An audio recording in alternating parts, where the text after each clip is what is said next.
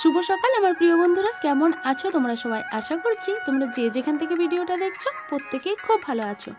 আর তোমাদের ভালোবাসা আশীর্বাদে আমরাও ভালো আছি।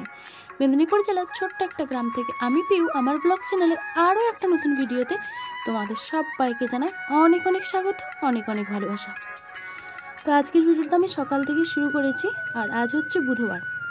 আজকের আকাশটা শুধু দেখো, একদম পুরো কুয়াশায় ভর্তি, একদম চোখের সামনে পুরো অন্ধকার দেখাচ্ছে, এরকম একটা অবস্থা। পুরোটা কুয়াশায় ভর্তি, একদম সকালে উঠে দেখি যে এতটা পরিমাণ কুয়াশা। তো ভিডিওটা সকাল থেকে শুরু করে দিলাম, তোমরা পুরো ভিডিওটাতে সাথে থাকো আর দেখতে থাকো। আশা করছি তোমাদের আজকের ভিডিওটা খুব ভালো লাগবে। আর আজকের ভিডিও যদি কোথাও কোনো অংশ একটু ভালো লেগে থাকে তাহলে প্লিজ একটা লাইক করে দিও আর শেয়ার করে দিও, আর তোমাদের মূল্যবান মতামতগুলো আমার কমেন্ট বক্সে কমেন্ট করে জানিও। আর তার সাথে সাথে আমার ভুল ত্রুটিগুলো তোমরা অবশ্যই কমেন্ট করে জানিও। আর আমার এই ভিডিওটাতে যদি কেউ নতুন বন্ধু এসে থাকো তাহলে চ্যানেলটিকে সাবস্ক্রাইব করে পাশে থাকা বেল বাটনটা ক্লিক করে দিয়ে আমার এই ছোট্ট পরিবারের এক নতুন সদস্য হয়ে আমার পাশে থেকে যেও। তো দেখো, আজকে হচ্ছে এক জায়গায় এসেছি, বিয়ে বাড়ি। হঠাৎ করে বিয়েটা হয়ে গেল, তাই হঠাৎ করেই বেরিয়ে পড়লাম সবাই মিলে। তো এবার বলি যে কার বিয়ে। তো অনেকটাই সম্পর্কটা দূর, একদিকে দূর হলেও আমাদের দূর হলেও মায়ের কাছে, আমার শাশুড়ি মায়ের ভাগনার ছেলের বিয়ে। তো অনেক দিন থেকেই বিয়ে হবে হবে হচ্ছিল না। তো হঠাৎ করে বিয়ে হলো, বিয়ের দিনকেই সকালে ফোন করেছে যে আজকে বিয়ে, কাল বৌভাত। তো বিয়ের দিনে আমরা কেউ যাইনি, তো বৌভাতের দিনেই তোমাদের দাদাভাই যাবে বলে ঠিক করলো। সবাই তো এখন এই সিজনটা জানো, কাজের সময়। তো তোমাদের দাদাভাই বললো তাহলে আমি একা কেন যাবো, তারপর ছেলেও যাবো বলছিল, তো বললো তাহলে চলো তিনজনেই চলে যাই। তো এই জন্য হঠাৎ করেই দুপুরবেলা বেরিয়ে পড়লাম। আর এই হচ্ছে নতুন বউ, আর তোমাদেরকে একটু দেখাচ্ছিলাম, দেখো এই হচ্ছে নতুন বউ। আর এখানে অনেক লোকজন ছিল, তবু তারই মধ্যে যতটা পেরেছি তোমাদের সাথে শেয়ার করার চেষ্টা করেছি। আর এইমাত্র বউ আসলো, আমরা যখন যাচ্ছি সেইমাত্র বউ প্রণাম করিয়ে ঘরে ঢুকছে, মন্দিরে মন্দিরে প্রণাম করিয়ে ঘরে ঢুকছে। তখন প্রায় 2টো মতো, তখন বউ বাড়িতে আসলো। তো জানি না কতটা দূরে বউয়ের বাপ, নতুন বউয়ের বাপের বাড়ি জানি না কতটা দূরে। তো এইখানে যেহেতু প্রায় অনেক দিন পরে পরে আসা হয় না বললে হয়, বড়সড় বিয়েবাড়ি টিয়েবাড়ি হলে হয়তো আসা হয়। তো তাই এখানে সবাই ধরে ধরে গল্প করছিল যে চিনতে পারছো, এ বলছে চিনতে পারছো, সে বলছে চিনতে পারছো, এই যে তোমাদের দাদাভাইয়ের সাথে কথা বলছিল। আর আমি তো এখানে কাউকেই চিনি না। আর এই যে সামনে দাঁড়িয়ে কথা বলছে এটা হচ্ছে আমাদের সম্পর্কে ভাসুরজি হয়, যার বিয়ে তার বোন। তো তোমাদের দাদা ভাই তো কাকু হয়। তো সেইখানে তাই সবাই সবারই সাথে গল্প করছে, আর ওই যেহেতু ওই বাড়ির মেয়ে তাই পরিচয় করিয়ে দিচ্ছিল। তো সেইভাবেই সবাই সবারই সাথে কথা হচ্ছিল। আমি তো চিনি না কাউকে, কারণ খুব একটা যাই না। তো তবুও যে মাঝে সাঝে যায়, যারা বাড়ির লোক তারা সবাই চেনে। তো সেইভাবেই পরিচয় করা হচ্ছিল আর কথাবার্তা হচ্ছিল।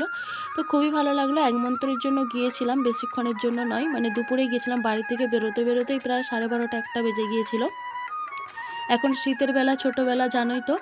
আর এখন দেখো আমাদের খাওয়া দাওয়া হয়ে গেছে, বাড়ি আসবো বলছি, তাই ওই যে এই দিদির হচ্ছে ছেলের বিয়ে। তো ওই দিদি আমাদের সাথে কথা বললো, আর আমার ছেলেকে জড়িয়ে ধরে চুমু খাচ্ছিল আর কথা বললো যে আবার আসবি। তো আমার ছেলে তো কাউকেই চেনে না, তো সেই জন্য ওইভাবে দেখছে, চারিদিকে হাঁ করে দেখছে। আর এখানে দেখো এখনও খাওয়ান দাওয়ান চলছে, কারণ যেহেতু হঠাৎ করেই বিয়ে, সব কিছু অ্যারেঞ্জমেন্ট করতে করতে তারপর রান্নাবান্না করে এই ছোটোবেলায় খাওয়া দাওয়া করতে অনেকটাই লেট হয়ে। শুভ সন্ধ্যা বন্ধুরা। তো বিয়ে বাড়িতে গেলাম, যেতে অনেকটা বেলা হয়েছে, সেখানে পৌঁছাতে প্রায় 2টো বেজে গেছে। তারপর খাওয়া দাওয়া করে যতটা যা একটু পেরেছি তোমাদের সাথে শেয়ার করেছি, কারণ এক মন্ত্রের জন্য গেছি। সেখানে সবার সাথে একটু কথাবার্তা বললাম, খাওয়া দাওয়া করে বাড়ি চলে আসছিলাম। আর এসেই তো ভাগনাদের এখন আলু কাটা হচ্ছে, তো এসে আলু কাটতে বসছিলাম। তারপর বাড়ির বিকেলে কাজ সারলাম। তো চলো এখন হাত পা ধুবো। এসে দেখছো কোনো কিছু খুলিনি, জাস্ট শাড়িটা খুলেছি। তো মাথা টাথা খোলা হয়নি, কিছু হয়নি, যেমন করেছিলাম জাস্ট শাড়িটা খুলে আলু কাটতে বসেছিলাম। তো এখন সন্ধে হয়ে গেছে, চলো চা খাবো। সন্ধ্যের টিফিন আর চা খাওয়া করি, তারপর কি করি না করি শেয়ার করবো তোমাদের সাথে। সাথে থাকো আর দেখতে থাকো। তো বন্ধুরা এখন সন্ধে হয়ে গেছে, আর তো বিয়েবাড়ি থেকে তো বাড়ি চলে আসলাম দেখলে, তবুও যতটা যা পারলাম শেয়ার করলাম। আর এসেই ভাগনাদের আলু কাটা হচ্ছিলো, এসেই বসে পড়েছি, কারণ তাদের অনেক লোক লাগবে আলু লাগাতে, কিন্তু আলু কাটা হয়নি সেই জন্য। তো এখন হচ্ছে সন্ধ্যাবেলা, আবার ছেলের ওদিকে স্কুলের হাতের কাজ, তো ছেলে করছিল, ছেলে এক একটা জায়গা ঠিক করতে পারছিল না, তাই ছেলের সাথে হেল্প করলাম ছেলেকে। আর ইংলিশের প্রজেক্টটা বাকি ছিল, ইংলিশের প্রজেক্টটাও করে নিয়েছে, ফ্রন্ট পেজটা আমি রেডি করছিলাম। তো এই নিয়ে সন্ধ্যেবেলা এই ছেলের এই কাজগুলো করতে করতেই তো অনেকটা সময় লেগে গেছে, কারণ যেহেতু এগুলো খুটখুটালি কাজ, অনেকটা সময়ের ব্যাপার।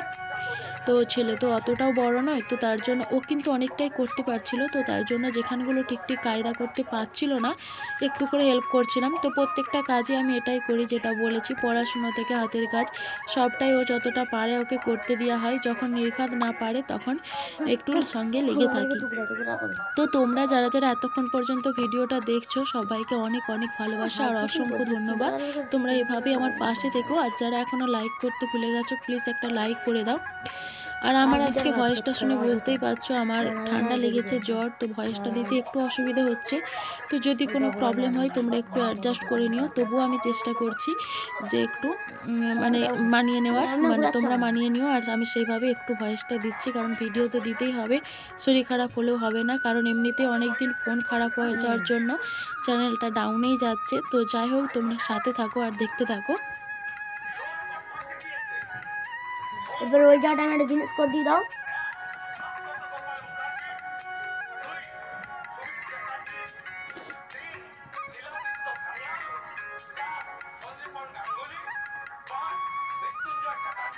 দাঁড়াও,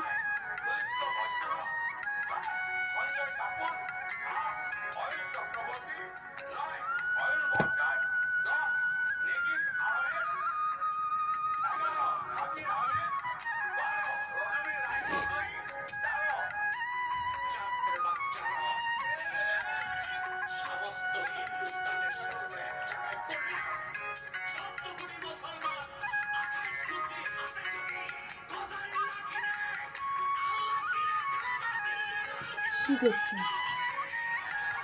তুই না জিজ্ঞেস করে কিছু করবি না, দু চর মারবো উল্টা পাল্টা। ছেলা করে দিয়ে ভালো দিলে একটা কিছু হবে না।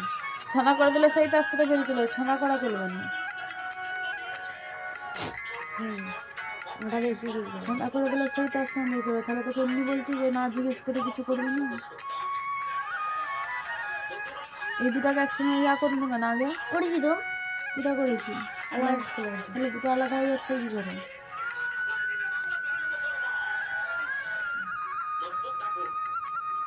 সবকে 12টা বাজানো বুঝতে পারছি না। এটাকে সে কাটতে যাওয়ার পরে পুরো একবারে ছিঁড়ে দিয়েছি।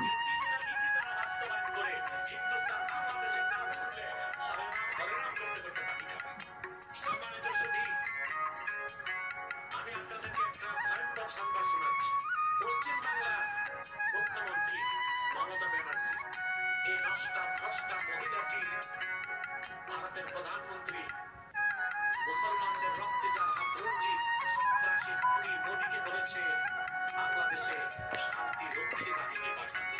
একটা স্বাধীন দেশে দেশে গোলটাই দিলে ইয়া মুখ্যমন্ত্রী যদি বলে শান্তি কি রক্ষী রে বাহিনী পাঠাতে, তাহলে বুঝা যায় তারা আমাদের স্বাধীনতায় হস্তক্ষেপ করতে চায়। আমরা যে আশঙ্কা করে আসছি তা কি মিথ্যা? সেটা কি ভারত সুযোগ পেলে আমাদের দেশে হস্তক্ষেপ করবে? মোদীকেও বলে দিচ্ছি, আর মমতা ব্যানার্জিকেও ঢুকাও, ওটা ভালো করে ঢুকাও না। আর ছেলের হাতের কাজ দিয়েছে হচ্ছে স্কুল থেকে বাতাস কল, মানে নার্সারিতে, সেখান থেকে বাতাস কল করতে দিয়েছে। আর এই হচ্ছে রেডি হয়ে গেছে, দেখো তোমাদের সাথে সেটাই শেয়ার করছিলাম। এই হচ্ছে ফাইনাল লুক। তো এটা রেডি হয়ে গেছে, এখন সমস্ত কিছু গোছ করছি। এখন বেজে গেছে রাত্রি 10:30, খাওয়া দাওয়া করতে হবে।